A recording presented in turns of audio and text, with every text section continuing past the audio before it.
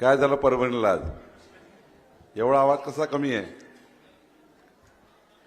उमेदवाराला ऊर्जा द्यायची आहे, मेघना दीदीला ताकद द्यायची आहे, सुरेश वरपुडकरला मजबूत करायचा आहे, आमच्या भरोसेजींना पुढे न्यायचं आहे. त्यामुळं जोरात या सर्वांना ऊर्जा द्यावी लागेल. भारत माता की वंदे, छत्रपती शिवाजी महाराज की, महामानव डॉक्टर बाबासाहेब आंबेडकर की. मंचावर उपस्थित भारतीय जनता पक्षाच्या नेत्या आणि पालकमंत्री सौ मेघनाताई बोर्डीकरजी, माननीय माजी आमदार सुरेशराव वरपुडकरजी, ज्यांच्या अध्यक्षतेखाली या निवडणुका होत आहे, असे भारतीय जनता पार्टीचे नेते आणि अध्यक्ष शिवाजी भरोसेजी, सुरेश भुमरेजी, सुनील देशमुखजी, सचिन आंबिलवादे, रोहित राऊत, प्रभाकर वागीकर, अशोकराव डहाळे, दैवत लाटे, सुनील भोंबे, अप्पासाहेब जाधव, भालचंद्र गोरे, सारिकाताई पारवे, नसरीम पठाण, अनुजा इजाते, समोर अनेक मान्यवर बसलेले आहेत, सर्व पत्रकार बंधू आहे. या सर्वांचं या ठिकाणी मी नाव घेऊ शकलो नाही, त्याबद्दल सर्वांची क्षमा मागतो.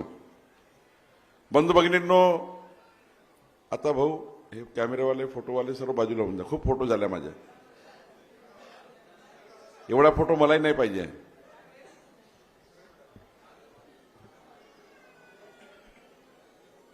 15 तारखेच्या निवडणुकीमध्ये आपण सर्वांनी कमळ चिन्हाच्या उमेदवाराला विजयी करण्याकरता भारतीय जनता पक्षाचा महायुतीचा महापौर हा परभणी शहरामध्ये आणण्याकरता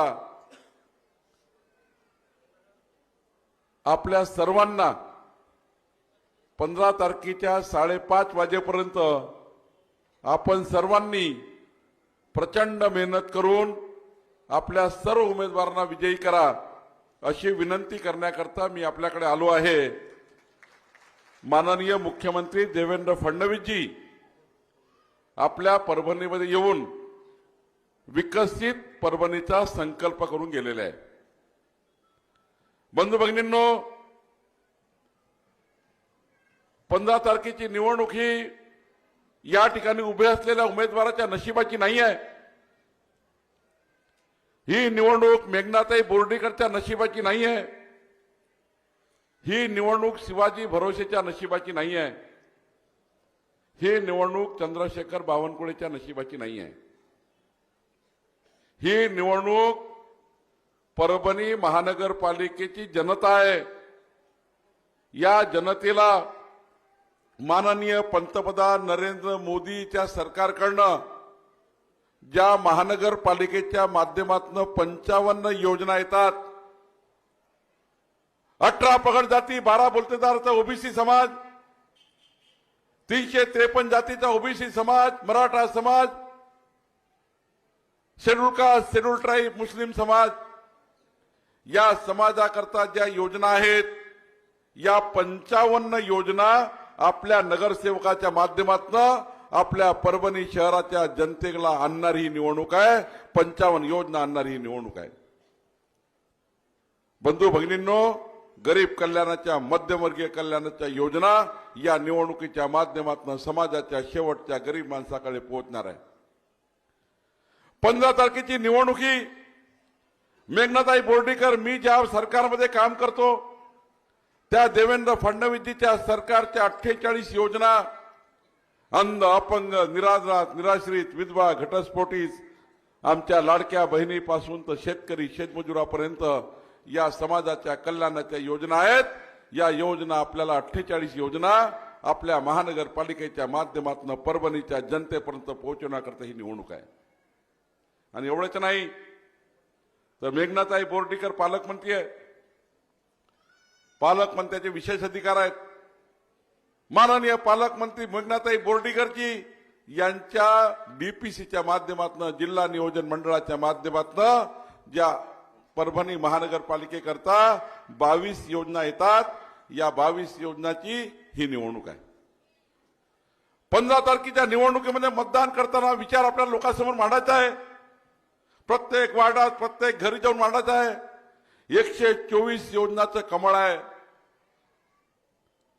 124 योजनाचं कमळ आहे आणि 124 योजना घेऊन आपलं सरकार परभणी महानगरपालिकेच्या गरीब माणसाचं कल्याण करणार आहे. एकीकडे कमळ आहे, दुसरीकडे बाकी लोक आहे. कमळ हे विकासाचं कमळ आहे, बाकी लोकांचा डब्बा गोल आहे. मताचं दान गुण पडून जातील, मताचं दान गुण पडून जातील. ना मोदीजीकडे जातील, ना देवेंद्रजीकडे जातील, ना मेघनाताईकडे जातील. मतं घेतील आणि पडून जातील. जर विकसित परभणी करायची असेल तर आपल्या सर्वांना घरोघरी जावं लागेल. आपण कार्यकर्ते बसलेले आहोत, जनता बसलेली आहोत. आपल्याला 3 दिवस घरोघरी जावं लागेल 124 योजनाचा पिटारा घेऊन. बंधू भगिनींनो, माननीय पंतप्रधान मोदीजींनी विकसित भारत 2047चा संकल्प केला आहे. जगातला सर्वोत्तम भारत, जगातला शक्तिमान भारत, जगातला आधुनिक भारताचा संकल्प माननीय पंतप्रधान मोदीजींनी केला आहे आणि जगातल्या सर्व देशांनी मोदीजीच्या नेतृत्वाला मान्यता दिली आहे. आज बघा, पंतप्रधान मोदीच्या नेतृत्वामध्ये विकसित भारत करत असताना माननीय देवेंद्र फडणवीसजींनी विकसित महाराष्ट्र मांडलाय.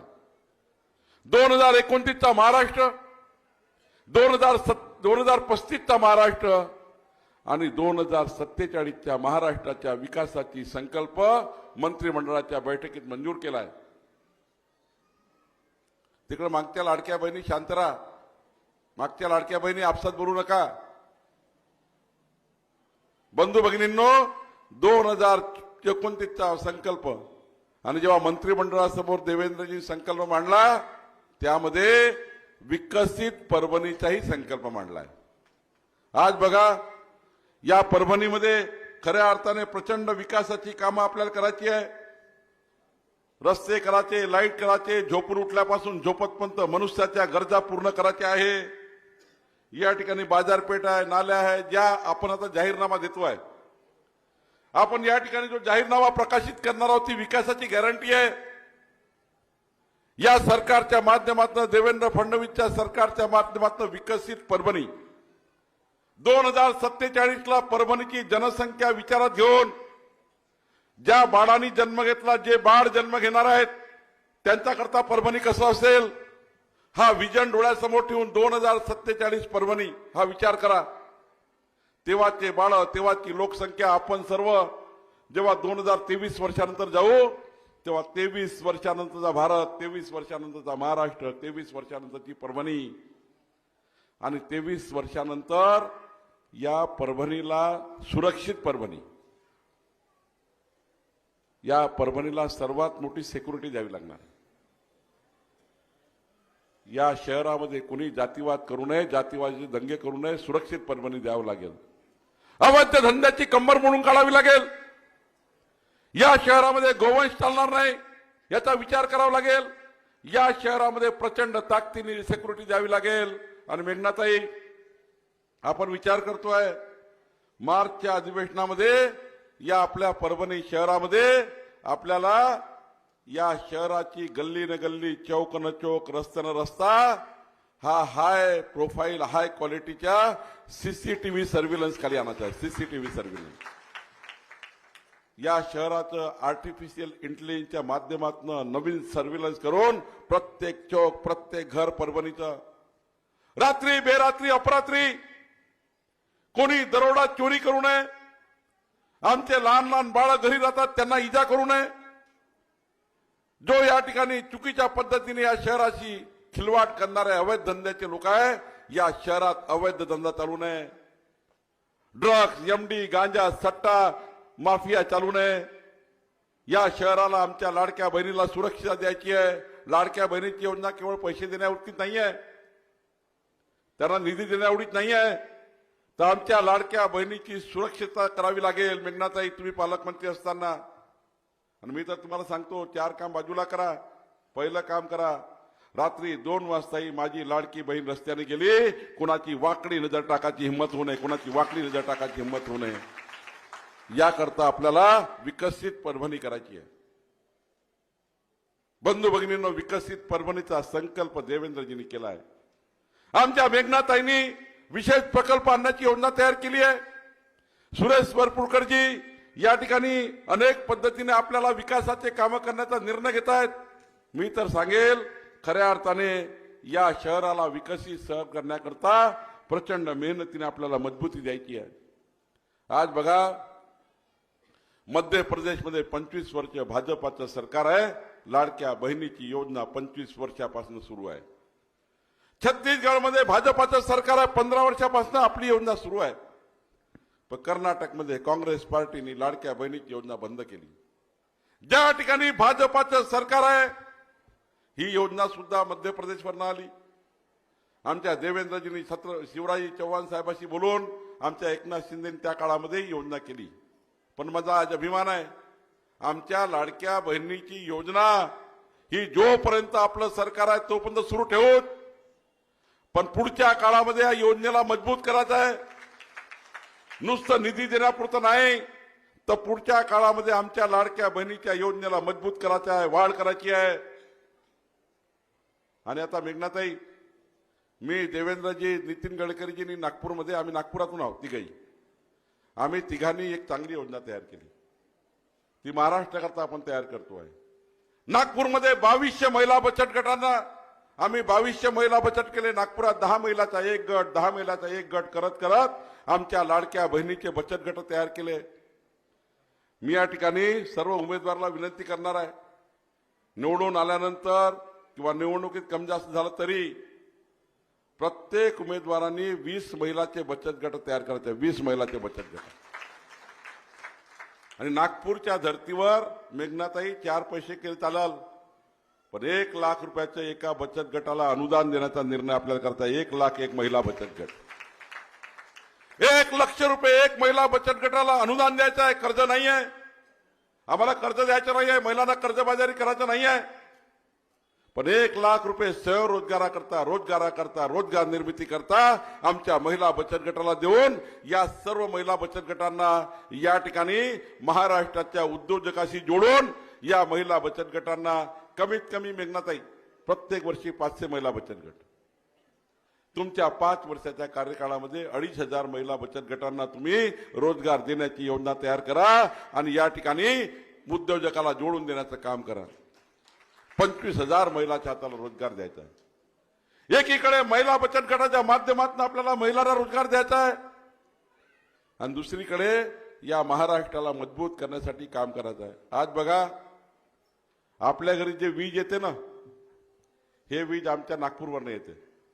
मी ज्या गावात राहतो कोराडीला, तिथून वीज येतं. नागपूर ऊर्जा मंत्री आपल्या मेघनाजी, ऊर्जा राज्यमंत्री आहे. आज बघा, कोळशावरची वीज 8 रुपये रेटनी तयार होते. 8 रुपये रेटची वीज मध्यमवर्गीय गरीब माणूस, 8 रुपये युनिटची वीज मध्यमवर्गीय गरीब माणूस हा त्या ठिकाणी पूर्ण घेऊ शकत नाही. आणि पुढच्या 5 वर्षांनी विजेचे रेट वाढणार आहे, कोळशाचे रेट वाढणार. कोळसा जसा जसा रेट वाढतो, कोळसाचा रेट वाढला का विजेचे रेट वाढतात, कारण वीज कोळशावर तयार होते. बंधू भगिनींनो, माननीय देवेंद्र फडणवीसजींनी ठरवलं आहे की आता जे वीज आहे ती 8 रुपये आहे आणि 2029 मध्ये जेव्हा मेघनाताई मत मागायला येईल ही वीज 12 रुपये राहणार आहे. 12 रुपये रेटची वीज परभणीला परवडणार नाही. आणि म्हणून माननीय देवेंद्रजींनी, माननीय मेघनाताईंनी या राज्यामध्ये मुख्यमंत्री सौर वाहिनी योजना आणली. 35,000 मेगावॅट वीज प्रकल्प त्या ठिकाणी टाकतो आहोत आपण. आणि सूर्यप्रकाशावर वीज तयार होणार आहे.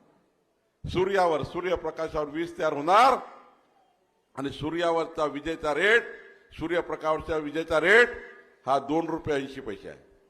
2 रुपये 80 पैसे आहे. 2 रुपये 80 पैसे सूर्यप्रकाशावरची वीज तयार होणार. मग 12 रुपयाची कोळशाची वीज घेण्यापेक्षा आपल्या लोकांना खऱ्या अर्थाने 35,000 मेगावॅट जे आपण 4 वर्षात पूर्ण करतो आहे. 2029ला जेव्हा आम्ही कमळाला मत मागायला येऊ तेव्हा आपल्या राज्यामध्ये 12 रुपयाची वीज परभणीला नाही तर आम्ही 6 रुपयामध्ये वीज देण्याचा निर्णय परभणीमध्ये केलाय. 6 रुपयामध्ये एक कमळाचं मत 6 रुपयात वीज देण्याचा निर्णय केला. आणि आता तर हे जे निवडणूक आहे, आमच्या सर्व उमेदवारांना विनंती आहे की तुम्ही निवडून आल्यानंतर 100 युनिट वीज वापरणारा ग्राहक, 100 युनिट वीज वापरणारे 70% लोक बसले या ठिकाणी, 100 युनिटच्या वर वापरत नाही. या सर्व ग्राहकाची यादी तयार करा आणि तुम्ही आपल्या आपल्या वार्डात फिरा. प्रधानमंत्री सूर्यघर योजनेचे फॉर्म भरा. मेघनाताई मंत्री आहे. प्रधानमंत्री सूर्यघर योजनेचा फॉर्म भरा. या परभणीमध्ये जेवढे 100 युनिट वीज वापरतात त्यांच्या घरावर प्रधानमंत्री सूर्यघर योजनेचं 30,000चं सूर्यघर लावून देण्याचा निर्णय. सर्व नगरसेवकांनी यादी तयार करा आणि 30,000चं सूर्यघर तुमच्या घरावर लावून द्यायचं आहे, जेणेकरून 15 वर्ष विजेचं बिल येणार नाही, 15 वर्ष घरी विजेचं बिल येणार नाही. हा निर्णय आपल्याला परभणीमध्ये करायचा. विकसित परभणी करायची आहे. बंधू भगिनींनो, विकसित परभणीमध्ये रस्ता, वीज, पाण्यासह झोपून उठल्यापासून झोपतपर्यंत मनुष्याच्या गरजा पूर्ण करायचा आहे. या दीपावलीमध्ये बघितलं असाल, या राज्यामध्ये 6 लाख कोटी, या देशामध्ये 6 लाख कोटी रुपये खरेदी विक्री झाली. माननीय पंतप्रधान मोदीजींनी जगातल्या कुठल्याही देशाने हा निर्णय केला नाही, पण माननीय मोदीजींनी केला. आपल्या देशामध्ये जे जीएसटीचा रेट कमी झाला, या दीपावलीमध्ये 27 रुपये कमी केले. 27 रुपये, 100ला 27 रुपये कमी करण्याचं काम, 100 रुपयाला 27% टॅक्स माफ करण्याचं काम माननीय पंतप्रधान मोदीजींनी केलं आहे. या दीपावलीमध्ये 27% रेट ज्या गरीब माणसाचे, मध्यमवर्गीय माणसाचे कमी झाले. बंधू भगिनींनो, मी ज्या खात्याचा मंत्री आहे, मला राज्याचा महसूल मंत्री म्हणून जबाबदारी आहे.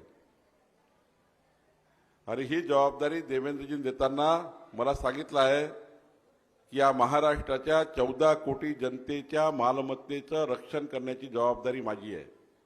एकीकडे पोलिसांची जी जबाबदारी आहे, जनतेच्या जीवाचं रक्षण करणे, हे गृह खात्याची जबाबदारी आहे, होम डिपार्टमेंटची आहे. आणि तुमच्या मालमत्तेचं रक्षण करण्याची जबाबदारी चंद्रशेखर बावनकुळे महसूल मंत्र्याची आहे. मेघनाताई, मी परभणीला 3 महिन्यांनी पुन्हा येईल आणि परभणीचे जेवढे लोक सरकारी जागेवर, महानगरपालिकेच्या जागेवर आणि जे खाजगी जागेवर आहे पण त्यांचं PR कार्ड तयार झालं नाही, त्या सर्वांचे PR कार्ड, त्या सर्वांचे पट्टे वाटप, त्या सर्वांचा कबाला वाटप, त्या सर्वांचे या ठिकाणी मालकीचे मालमत्ता देण्याची जबाबदारी ही माझी आहे. काळजी करू नका. या खात्याचा मंत्री मीच आहे. माझ्या सहीने मंजुरी होणार आहे. परवा मी निजामकालीन जागा, निजामाच्या अंडरमध्ये असलेल्या जागा सर्व घरांना मोफत देऊन दिल्या. विधानसभेत कायदा पारित केला. इनाम जमिनी संबंधी कायदा पारित केला. आणि आता परभणीमध्ये मी सांगतोय, आपल्या महानगरपालिकेचे नगरसेवक निवडून आल्यावर पहिला ठराव करा. जेवढ्या जागा त्या जागेचे सर्वे नंबर लिहा, जागेची मालकी लिहा. कुठं महानगरपालिका असेल, कुठं निजाम असेल, कुठं त्या ठिकाणी सरकारी जागा दाखवल्या असेल. मी तुम्हाला वचन देतो, पुढच्या 3 महिन्यामध्ये परभणीमध्ये जेवढे काही सरकारी जागेवर जे मालमत्ता कर नाही आहे, मालमत्ता नाही आहे, सर्व जमिनीचे PR कार्ड देऊन तुमच्या मालमत्ता फ्री होल्ड करून देण्याची जबाबदारी, मालमत्ता फ्री होल्ड करून देण्याची जबाबदारी ती माझी आहे, माझ्या अधिकारात आहे. मेघनाताई, जेवढे घर आहेत परभणीमध्ये, जेवढे घर आहेत, आणि आता तर मी परभणीमध्ये, तुम्ही ठराव करा निवडून आल्यावर, परभणीला नक्षा योजनेत द्या. नक्षा म्हणजे प्रधानमंत्री नक्षा योजना आली आहे. प्रधानमंत्री नक्षा योजनेमध्ये हे परभणी शहर घेतल्यानंतर या परभणी शहरावरनं मी विमान उडवणार आहे. हे इंडिगोचं नाही, एअरलाईनचं नाही, आमच्या खात्याचं विमान आहे. 1 मीटर बाय 1 मीटरचं तुमच्या घरावरून फिरेल. तुमच्या घराचा प्लॉट किती आहे, तुमच्या घराची उंची किती आहे, तुमच्या घराची लांबी किती आहे, तुमच्या घराची रुंदी किती आहे, किती स्क्वेअर फीट प्लॉट आहे, किती घर आहे, सरकारची मोजणी करून तुमच्या घराची तुमच्या घरं हे गुगलवर आयक्लाउडवर टाकून तुम्हाला घरी बसल्या तुमचं घर नाव टाकता बरोबर तुमच्या घराचं संपूर्ण डॉक्युमेंट तुमच्या मोबाईलवर आलं पाहिजे अशी नक्षा योजना आपण करतोय. नक्षा योजना करतोय. या नक्षा योजनेमध्ये परभणीमधला एकूण एक घर, सरकारी घर, खाजगी घर, या ठिकाणी मोठ्या मोठ्या बिल्डिंग आहे. या सर्व बिल्डिंगची मालमत्ता, या बिल्डिंगचं मालमत्तेचं भूमी अभिलेख मी करून देणार आहे. इंग्रजाच्या काळात झालं होतं, मग भूमी अभिलेख झाला नाहीये. 500 वर्षानंतरही आपला पळणा तू बघितलं पाहिजे की माझ्या आजोबाचं, माझ्या पंजोबाचं भूमी अभिलेख झालं होतं. आणि चंद्रशेखर बावनकुळे तेव्हा मंत्री होते, देवेंद्र फडणवीस सरकार होतं. देवेंद्र फडणवीस सरकार आणि आमच्या मेघनाताईंनी हे करून दिलं होतं. हे 500 वर्षानंतरच्या पिढीलाही कळलं पाहिजे. बंधू भगिनींनो, पण हे करण्याकरता 4000 रुपये खर्च आहे प्रति घराला. प्रति घर 4000 रुपये खर्च आहे. पण आता तुम्ही मेघनाताई पालकमंत्री आहे, महिला पालकमंत्री आहे, आणि म्हणून मेघनाताई काळजी करू नका. एकही पैसा न घेता आपण परभणीच्या सर्व घरांचं नक्षा स्कीम मध्ये एक कमळाचं वोट, एक कमळाचं मत, PR कार्डचा निर्णय, एक कमळाचं मत नक्षा योजनेचा निर्णय, एक कमळाचं मत पंतप्रधान सूर्यघर योजनेचा निर्णय, एक कमळाचं मत 124 योजनाचा निर्णय आपलं मत करणार आहे. विकासाची 4 चाकाची गाडी आहे. किती चाकाची गाडी आहे विकासाची? परभणीकर बोलत का नाही? एवढा दूरून आलो, 800 किलोमीटर दूरून. विकासाची गाडी किती चाकाची आहे?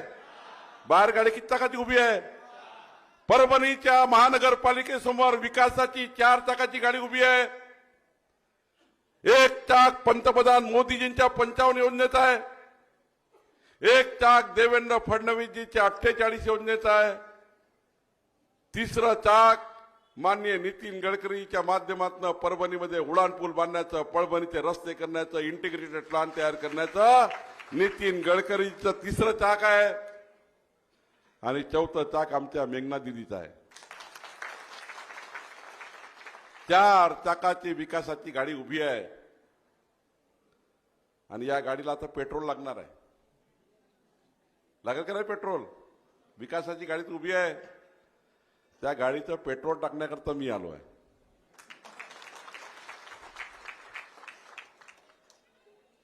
ही गाडी, विकासाची गाडी, हे नगरसेवक निवडून आल्यानंतर 100च्या स्पीडनं परभणीतून निघाली पाहिजे. निघाली पाहिजे का नाही निघाली पाहिजे? परभणीकडे सांगा, निघाली पाहिजे का नाही? 100च्या स्पीडने चालली पाहिजे का नाही? मग या विकासाच्या गाडीचा ड्रायव्हर ठरवा लागणार आहे. पण 15 तारखेला कोण राहणार आहे विकासाच्या गाडीचा ड्रायव्हर? विकासाच्या गाडीचा ड्रायव्हर कोण राहणार आहे? विकासाच्या गाडीचा ड्रायव्हर कोण सांगा मागे जोरात हातवर करून. या विकासाच्या गाडीचा ड्रायव्हर भारतीय जनता पार्टीचा कार्यकर्ता किंवा कार्यकर्ती महापौर बनणार आहे. तो विकासाच्या गाडीचा ड्रायव्हर राहणार आहे. आणि हे सर्व पॅसेंजर बसणार आहे. नगरसेवक सर्व बसून ही गाडी मंत्रालयामध्ये येईल. मंत्रालयामध्ये आल्यावर पहिल्या मजल्यावर माझं ऑफिस आहे. या सर्वांसोबत जाऊन पहिल्या मजल्यावर माझ्याकडे येतील, चहा पाणी घेतील, आणि माझ्यासोबत 6व्या मजल्यावर मेघनाताई सोबत येतील. 6व्या मजल्यावर. 6व्या मजल्यावर कोण बसतात? 6व्या मजल्यावर कोण आहे? मी तुम्हाला वचन देतो, देवेंद्रजींनी वचन दिला, मी वचन देतो, आम्ही नागपूरकर आहोत, काही चिंता नका करू. देवेंद्रजींनी सांगितलं, मी सांगितलं, तुमच्या परभणीला जे जे वचन आम्ही दिलेले आहेत ते वचन पूर्ण करण्याकरता जेवढा निधी लागेल तेवढा निधी माननीय मुख्यमंत्र्याकडे आणून देण्याकरता मी सुद्धा परभणीच्या विकसित परभणीकरता सहभागी होईल. मी सुद्धा सहभागी होईल. मी पार्टीचा अध्यक्ष राहिलेलो आहे. आपले कार्यकर्ते आहेत. बंधू भगिनींनो, खरं तर आपल्याला विकसित परभणी करायची आहे. महानगरपालिकेचा महापौर भारतीय जनता पार्टीचा करायचा आहे. आज बघा, मी रात्री नांदेडला होतो, सकाळी लातूरला गेलो, आता परभणीला आलो, काल पुण्याला होतो. 1200 किलोमीटर फिरून परभणीत आलो आहे. मग माझं एक काम कराल का? मी तुम्हाला PR कार्ड करून देणार, तुमचं शहर नक्षामध्ये घेणार, तुम्हाला मुख्यमंत्र्याकडे घेऊन जाणार. माझं एक काम तुम्ही कराल का? एवढं काम मी करणार, तू माझं एक काम नाही ऐकणार? आमच्या लाडक्या बहिणी तुम्ही ऐकाल का?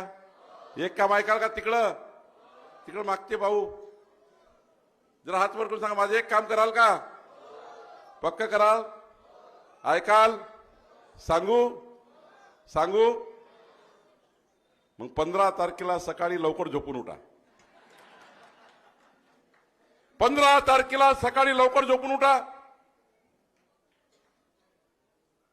आणि आपला परिवार आणि आपल्या आजूबाजूचे 10 परिवार, किती परिवार? आपला परिवार बघा. माझे एक वाक्य लक्षात ठेवा, मी सांगतोय ते. तुम्ही मला हो म्हटलाय, नागपूरची खोटं नाही बोलायचं. तुमचा परिवार आणि तुमच्या बाजूचे आजच यादी तयार करून घ्या. तुमचा परिवार आणि 10 परिवार घेऊन कुठे जाल? नागपूरला या. आई महालक्ष्मीचं जगदंबेचं सुंदर मंदिर नागपुरात आहे, काळजी करू नका. तुम्ही या नागपूरला, मेघनाथ यांना सर्वांना घेऊन या. पण 15 तारखेला नका येऊ ना. तुम्ही चालले नागपूरला, कुठं जाल? कुठं जाल तुम्ही 15 तारखेला? 15 तारखेला 10 परिवार घेऊन मतदान केंद्रावर जा. तुम्हाला मशीनवर 4 कमळ दिसतील. किती कमळ दिसतील? किती कमळ दिसतील? मागच्या लाडक्या बहिणी किती कमळ दिसतील? 4. इतक्या जोराने बटन दाबा, फक्त बटन तोडू नका. नाही हे लोक ओरडतील कशाला बावनकुळे साहेबांनी काही सांगून गेले.